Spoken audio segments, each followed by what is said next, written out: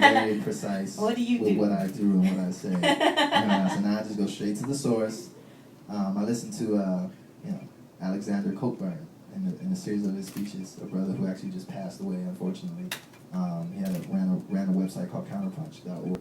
And this particular CD is a list of his speeches and different things. There's Bad Brains, punk band from DC, who part of making hardcore, what it is in America, all black band from DC. Shout out to HR. Bob Marley, The Clash, Deftones, Femi and Fela Kuti, Foo Fighters, Fred Hampton speeches, Ghetto Boys, Grandmaster Flash and Furious 5, Gregory Porter, Howard Zinn, Johnny Cash, Julian Marley, Kavinsky, Cascade, King Sunny A, LaRue, Linkin Park, The Lox, Wow. Madcaps and Marcus, Malcolm X speeches, Marcus Garvey speeches, Mars Volta, Mel Torme, Metallica, MGMT, Miles Davis, Mos Def, Mort Fustang, Mastercraft, NERD, Nero, Noam Chomsky speeches, Peter Tosh, Phil Collins, Primal Scream, Q-Tip, Rammstein, Refused, Robert Glasper, Sebastian, Shabba Ranks, Shaggy, Skrillex, Stephen Marley, Supercat, Tame Impala, Tech Nine, Tom York, Tom Waits, Trader Truth, Wu-Tang Clan, Kid Cudi. Wow. Now did that answer your questions? Because it answered all. The biggest terrorist in America is Barack Obama and the United States government. I got blackballed immediately. I was literally on the set doing a full nationwide campaign for a big, cell phone company. The next day, we're just going to send you a check, but we don't show up. Fellow artists, I don't think you should go out on tour with Lupe. I don't think you should do the song with Lupe. I still get that to this day. Because people feel that if you get too close to Lupe and he's going to say something that's going to mess up something that we got going. So I've already got that. But the funky part is, and what I tell people, what I'm saying is nothing in comparison to if you want to listen to The Patriot.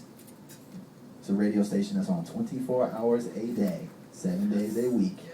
And if you think I'm critical, and I'm not even, and it's not even real. They're making up all type of craziness. Like racists just have your day. We got a black president, it's all type of. Now, if I called him, if I said that the president nags, and I called him a nagger, does that make me racist? Like, yes, white man, it makes you racist. So, it some of the stuff really happened. True story. In front of millions and millions of people. And people were calling in. It was like, I agree with you. I can't believe this is bananas. It's crazy. So I'm not worried about that. I think that I'm actually docile in comparison to his true opponents.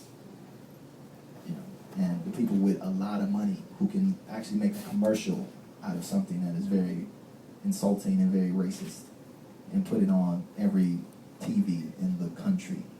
Do you think sometimes that they can use a docile, like you say, person like yourself to as a distraction to the real opponents sometimes, shut you down and make an example out of you?